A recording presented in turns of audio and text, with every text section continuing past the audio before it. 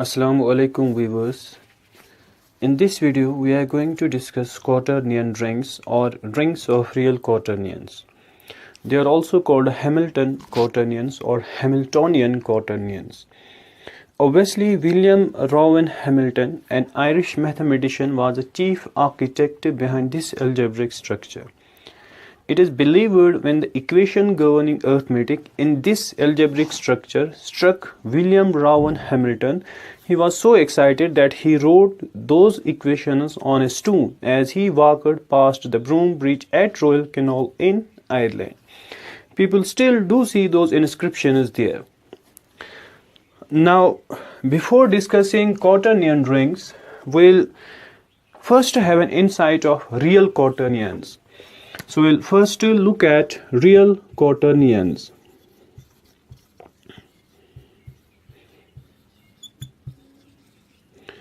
Quaternions is a number system. Quaternion is a number system such that each quaternion is of the form A is equal to A0 plus A1I plus A2J plus A3K, where these A0, A1, A2 and A3, these are all real numbers, and I, J and K, these are called fundamental quaternion units. Now, these quaternions extend the set of complex numbers. In the words of Hamilton, time is said to have only one dimension and space to have three dimensions. But the concept of quaternions partakes these both and thus gives us a reference or visualization of space plus time or time plus space, and thus involves a reference of four dimensions. Now each quaternion A is equal to A0 plus A1I plus A2J plus A3K has essentially two parts. Number first, it has a scalar part. This A0, which only contains a real number, this is called the scalar part, and this part A1I plus A2J plus A3K, which contains the quaternion components or quaternion fundamental units. So this is called the vector part. The scalar part is also called as the real part, and this one is called as the imaginary part. So a quaternion has essentially two parts, the scalar part or the real part, and this is called the vector part or the imaginary part. Now, how does each quaternion exactly looks like? For example, A is equal to 2 plus 3I plus 4J plus 5K. This will be a quaternion, as here A0, A1, A2 and A3 are all real numbers, so we can have these values of A0, A1 and A2 and A3 here. So 2 plus 3I plus 4J plus 5K, this will be a quaternion. Now since A0, A1, A2 and A3, these are all real numbers, they can all be 0. So we can write 0 is equal to 0 plus 0I plus 0J plus 0K, which means 0 is a quaternion as well. Again, we can write 1 is equal to 1 plus 0I plus 0J plus 0K, which means 1 is again a quaternion. Now similarly, we can write 2 is equal to 2 plus 0I plus 0J plus 0K, which means 2 is again a quaternion. So if we continue in this way, we can say each real number is a quaternion. So if H denotes the set of all quaternions, then we can say set of real numbers is a subset of quaternions. Set of real numbers is a subset of quaternions. Now we can have here, similarly we can have A is equal to 2 plus 3I plus 0J plus 0K. Thus this reduces to a complex number. Thus we can also say set of complex numbers, set C of complex numbers is a subset of quaternion. Set C of complex numbers is a subset of set of quaternion. Now we'll see addition and multiplication of the two quaternions. If we have A is equal to A0 plus A1i plus A2j plus A3k, and B is equal to B0 plus B1i plus B2j plus B3k. Then the addition and multiplication of two quaternions is on the similar line as of complex numbers, since we know in complex numbers we add real part to real part and imaginary part to imaginary part. So similarly here we'll be adding real part with real part and imaginary part with imaginary part, but while adding imaginary part we'll be adding component wise. We'll be adding ith component with ith component, j with jth, and k with kth component. So if we have A is this and B is this, then we can write A plus B is equal to A0 plus B0, adding these two, A1 plus B1i. So A1 plus B1, so ith component is added with ith component. Then we can write A2 plus B2, so jth component with jth component, and A3 plus B3, so kth component with kth component. Now if we have A is equal to 2 plus 3i plus 4j plus 5k, and B is equal to 5 plus 2i plus 3j minus 5k, then we can write A plus B is equal to 2 plus 5 plus 3 plus 2i plus 4 plus 3j plus 5 minus 5k. So we'll be adding ith component with ith, j with jth, and k with kth. So we can write A plus B is equal to 2 plus 5, 3 plus 2i, 4 plus 3j, and 5 minus 5k. So it will be 2 plus 5 7, 3 plus 2 5i, 7j, we can write plus 0k, but we can skip this part as well. So 0 into k, that will be 0. When we multiply two quaternions, we do not multiply them component wise as was in the case of addition, but we multiply them throughout. That is, if we have A is equal to A0 plus A1i plus A2j plus A3k, and B is equal to this, then we multiply. So A0 will be multiplied with each of these components, A1 will be multiplied, A1i will be multiplied with each of these components, A2, A3, so they'll be multiplied with each of the components. So we have A into B, it will be A0 into B0 plus B1i plus B2j plus B3k. A1 will be multiplied with whole thing, so it will be B0 plus B1i plus B2j plus B3k plus this thing. Now when we simplify this, we write A0 B0 minus A1 B1 minus A2 B2 minus A3 B3 plus A0 B1 plus A1 B0 plus A2 B3 minus A3 B2 into I. So this will be ith component. So this will be the real component, ith component, jth component, and kth component. But we have to take care when we write this multiplication. So we have to take I dot j as k, j dot k as I, and k dot I as j.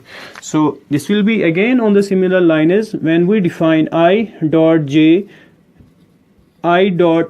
as k, cyclic order, I dot j as k, j dot k as I, and k dot I as j. Now if we move in the anti-clockwise direction, we take the negative symbols. So I dot j as k, j dot k as I, and k dot I as j. And when we move in the anti-clockwise direction, we take these symbols as negative. We can again say I square is equal to j square is equal to k square. It will be same as I dot j dot k, and this will be taken as minus 1 as is in the case of complex numbers. Now if H denotes the set of all quaternions, then this set along with two binary operations, addition and multiplication, this will be a ring. Now in order to show that H the set of all quaternions is a ring, we have to show number first. H is the set H under addition is an abelian group,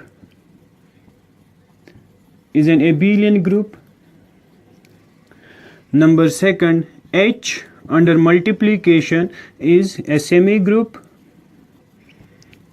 and number third, we have to show the multiplication in H gets distributed over the addition. So which means it satisfies the distributive law of addition over multiplication as well. So first we will be proving this. H under addition is an abelian group. For addition group, we know it has to satisfy closure property, associative property. There should be an identity element. Each element should have an inverse element, and it should satisfy commutative property as well. So number first we will be verifying closure property, or we will be rather proving closure property. So now for closure property, if A is any quaternion and B is any quaternion, then we have to show A plus B is again a quaternion. Now if A is A0 plus A1i plus this and B is equal to this, then A plus B will be A0 plus B0 plus A1 plus B1i plus A2 plus B2j plus A3 plus B3k. Now A0 is a real number, B0 is a real number. If we say A0 plus B0 is D0, which is again a real number, then this will be a real number. A1 plus B1 is D1, which is again a real number, since the sum of two real numbers is again a real number. And A2 plus B2 is D2, which is again a real number. A3 plus B3 is again a real number. Then this A plus B will essentially have the form D0 plus D1i plus D2j plus D3k, where D0, D1, D2 and D3, these are all real numbers, which means A plus B has the form of a quaternion. So it is again a quaternion, which means A plus, when A belongs to H and B belongs to H, A plus B is also an element in H. So therefore A belongs to H and B belongs to H implies A plus B belongs to H, which means H is closed under addition. Now the associative property. For associative property, we have to verify A plus B plus C is same as A plus B plus C, while A, B and C are any three quaternions. So we'll write, let A, B and C belong to H. When they belong to H, so they are all quaternions, so they will essentially have that form. A is equal to A0 plus A1i plus A2j plus A3k. B will be having this form, and C is equal to C0 plus C1i plus C2j plus C3k. Now we write A plus B plus C. So here we'll be first evaluating A plus B.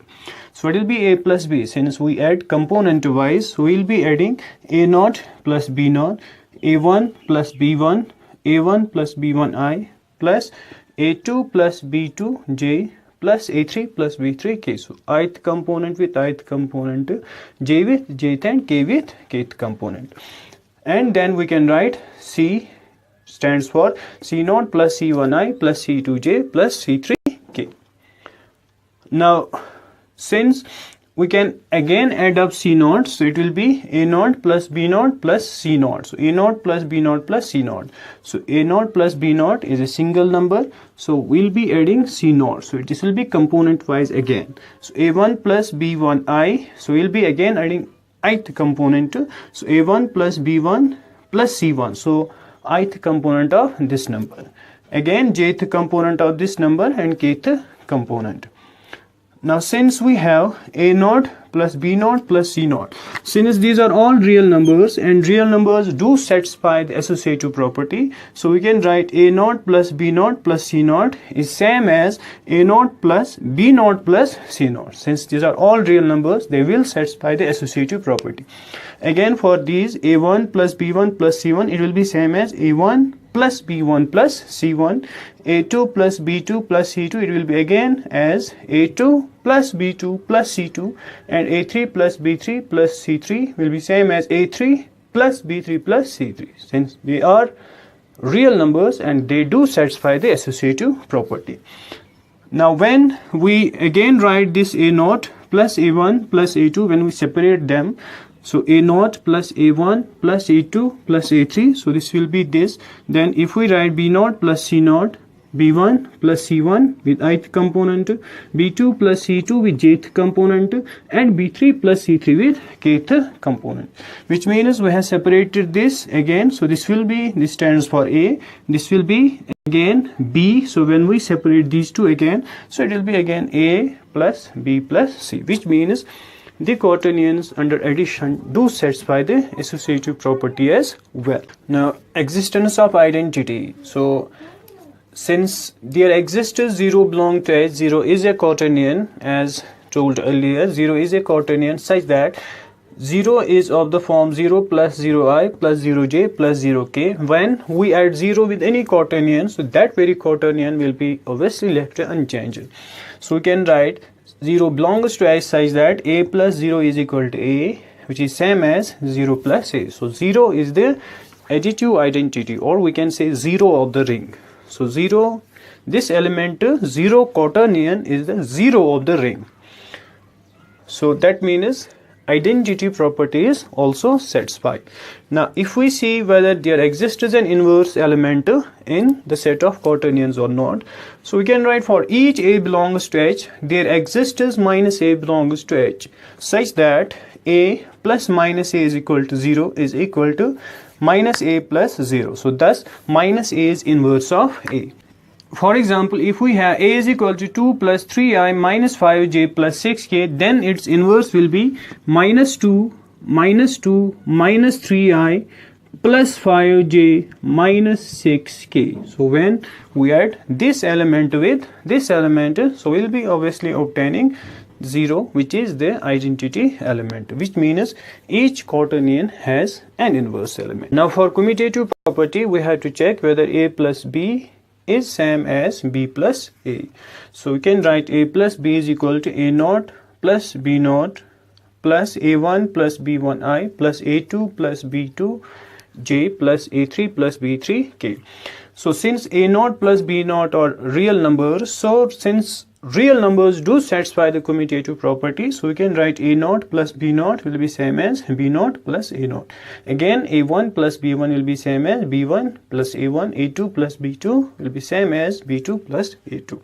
So thus we can write a plus b is same as b plus a. So commutative property is also satisfied. So that means set of quaternions is an abelian group. Now we have to show H under multiplication is a semigroup. In order to show it is a semigroup, we have to show number first it satisfies closure property under multiplication, and then we have to show it satisfies the associative property under multiplication. So for closure property, if a and b, if a belongs to H and b belongs to H, then we'll be multiplying a into b, a naught plus a1i. So like we defined it in the introductory part.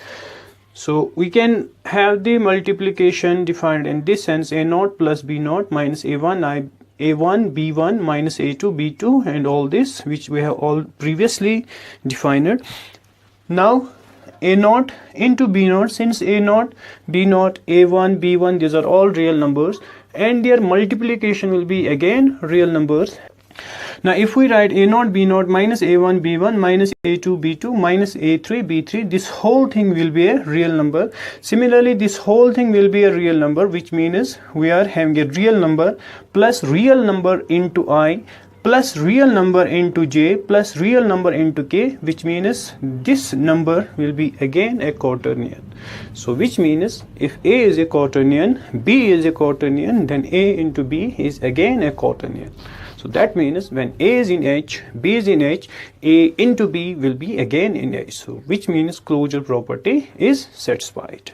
Now for associative property, we can write, since the multiplication is associative and distributive over the set of real numbers, and by using these two properties we can again say that the multiplication is associative in case of quaternions as well. So thus we can write, if a, b and c are any three quaternions, then a into b into c will be same as a into b into c. Thus the commutative property under addition as well as associative property under addition is satisfied. Now it only needs to show that whether the distributive property holds in the set of quaternions or not. Now we have to check whether each satisfies the distributive property or not. For distributive property, we have to check whether the addition gets distributed over the multiplication in the set of quaternions or not. So if we write, if a, b and c are any three quaternions, then we have to verify a into b plus c is same as AB plus AC. So we can write A will be A0 plus A1 plus A2j plus A3k, and B plus C will be, so we are adding them component wise, B0 plus B1i plus B2j plus B3k plus C0 plus C1i plus C2j plus C3k. So will be writing A0 will be this, and B0 has been added component wise, and when we simplify this whole expression, so we'll be arriving at A0 B0 minus A1 B1 minus A2 B2 minus A3 B3. So this will be the whole expression. So when we simplify this, since this expression, this much will be A into B and this much will be A into C. So this means A into B plus C is same as AB plus AC, which means the multiplication does get distributed over addition in the set of quaternions. So the set H of all quaternions is an abelian group under addition. It is a semigroup under multiplication, and the multiplication does get distributed over addition in H, which means it satisfies all the properties of being a ring. So the set of quaternions is a ring with respect to addition and multiplication of the quaternions. So we hope you like this video. Thank you for watching.